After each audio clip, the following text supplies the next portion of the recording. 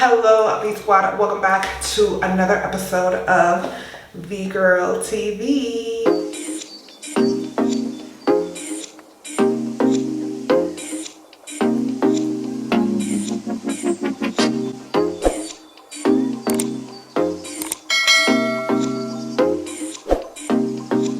Welcome back, guys. Welcome back to my canal de YouTube, and we're back with another fun Fact Friday.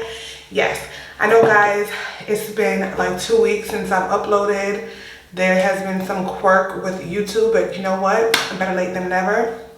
We're here. So by the title of this video, you already know what this video is going to be about. This video is all about El Cristo Negro, the Black Christ. We'll be talking all about the Black Christ, aka El Cristo Negro, aka El Nazareno.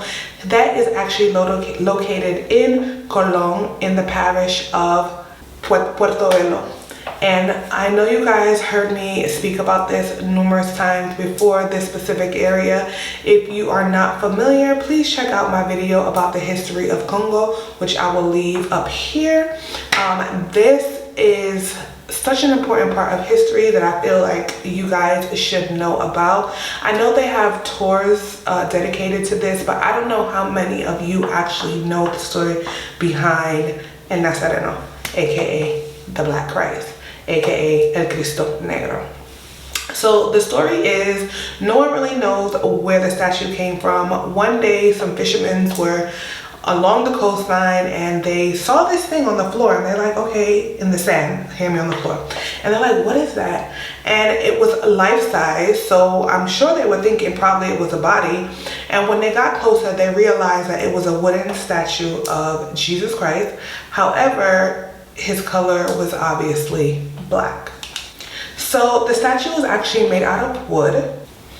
And once they discovered this statue, they like, okay, let's just put it in this church. So there was like a small church at the time, and they stored it in this small church until the new church of San Felipe was actually built, and the statue was actually installed there. So there's this whole story and mystical legend behind this statue. So according to history, this statue was being traveled or being carried by Colombian vessels, and as they were going through the seas, a storm started to come, and the storm was so bad that they could no longer sail, so they actually had to end up docking in Portobello. So when the ship was scheduled to depart, once again another storm came, and it prevented the ship from sailing.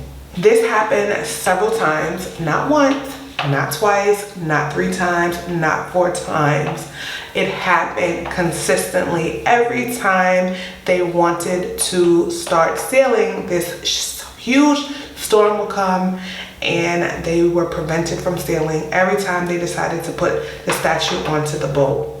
And so they believe that they got a little worried, like, okay, well, why is this happening? And because they were so superstitious, they decided that the statue was the reason why, and they threw the statue over into the water, and that's the reason why it ended up on the shorelines. And then once they did that, the storm stopped, and then they were able to sail. So that's what they believe. One of the legends has stated that that's the reason why this statue came about. We don't know. This is all you say, I say, he say, she say, like my mom would say. But at the end of the day, that is where the statue is. So as you guys know, that this statue is changed twice a year, and the first time that it changes its robe, he is usually wearing a robe that is the color of wine, like that reddish vino color. And this usually happens, this usually happens around the festival of the Black Christ, which is October 21st. And these robes are usually donated by devotees, so people who are followers of the Nazareno, people who believe in his mystical powers. these people would actually donate the robes, and he will never repeat the same robe. So basically, if he wore this particular robe, or if he's dressed in this particular robe, he will no longer be dressed in that robe again. And sometimes the robe could be simple, sometimes they might be adorned with gold. It all depends on who's actually donating it at the time. So people who actually believe in El Cristo, or El Cristo Negro, or Nazareno, they believe that miracles happen when you come to him and you ask for whatever it is. So what they do is around October 21st, they would have a pilgrimage, and during this pilgrimage, devotees will dress in purple as a representation of El Nazareno. People would walk to show their devotion to him, to show their sacrifices to him. People will walk 53 kilometers from Panama City, or they would walk, why do I keep on saying work? Or they would walk from Sabanita, which is a different part of Colón, which is, Sabanita is actually located in Colón. So people would actually walk from Sabanita 22 kilometers behind the Cristo Negro. So basically what happens is there will be someone in the front, like 4 people, and they would carry him on a platform, right?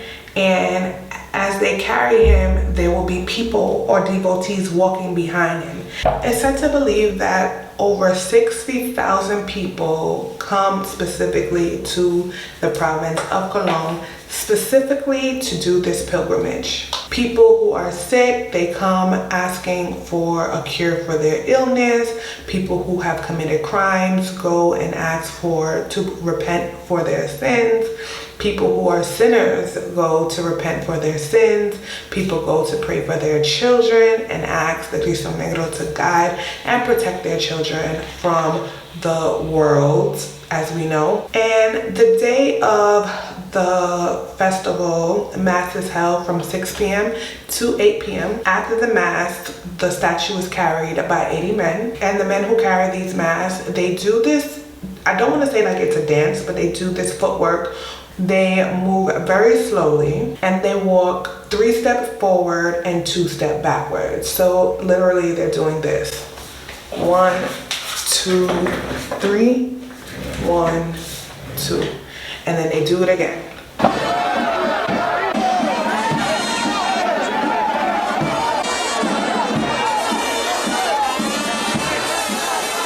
And the men who, they're supposed to do this, but usually like people who practice this and they're not in Panama, they can't do this part, but they either have their heads are supposed to be shaved off, and they're supposed to do this walk barefoot. And you will see people either walking, and some people will be crawling on their knees. Like, it is a full-on spectacle in a positive way. I don't want you guys to think in a negative way, but it's just something that if you witness it, religion is just something that's so powerful for people. The effects that religion plays on people is, to me, it is something that is, I really can't even really put it in words, but I have witnessed the pilgrimage before, and even though I am not a religious person, I am more of a spiritual person, I can definitely see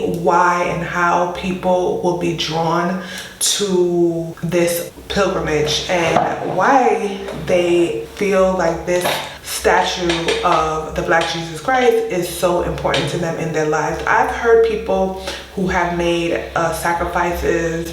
I don't know if the right word is sacrifices, but like, for instance, like Lent season, during Lent, you would say, okay, I'm giving up this in order to get that. That is kind of that is exactly what it is. So a person will come to the Nazareno and say, you know, I want XYZ, and I'm going to give up XYZ, and I'm going to devote myself to you. I'm going to do the pilgrimage. And people have witnessed miracles. I know people personally who have gone through the process and they experience positivity out of it. Now, I'm not saying that you should just go and just say, okay, hey, I want this, and yeah, no. I think it has a lot to do with your spiritual practices, your religious practices, and your belief system. So they also believe that criminals also would go to the saint to ask for forgiveness for their crimes. It's said to believe that this saint is patron of criminals. And the reason why they say that is only because a lot of people who have committed crimes in their day and they decide that they want to change their life around, they would go to them and ask for forgiveness. And it is said that a lot of these people do change their lives and turn their lives into something positive. So that's actually something good, right? So once they finish their pilgrimage, like I said, you'll see people walking, you'll see people crawling on their knees. By midnight, what they do is the robe that they have, they would actually discard of their robe. So for me, it's funny that, not really funny, but to me, it is very interesting to see that El Cristo Negro is such a major part of Panama's history, and that he looks the way he looks. Because if you notice, like, a lot of pictures when Jesus Christ is depicted, he is always depicted as someone who is Caucasian, and it's never really anyone that is of darker skin tone, even though if you read the Bible, they do say that his skin tone is the color of olive and his hair is the texture of cotton, aka wool. But it is what it is. And it's just so interesting to see here how El Cristo Negro has this huge following of devotees. And even though the pictures and the depiction of Jesus Christ is usually not the same depiction of how the Cristo Negro looks, people still believe in whatever they believe in. So I hope that you guys found this video interesting. If you like this video, make sure you give it a thumbs up. Make sure you like and subscribe. I try not to make this video too long, and I hope I didn't make it too long. Thank you guys, as always, for tuning into my videos, and as usual, peace and love.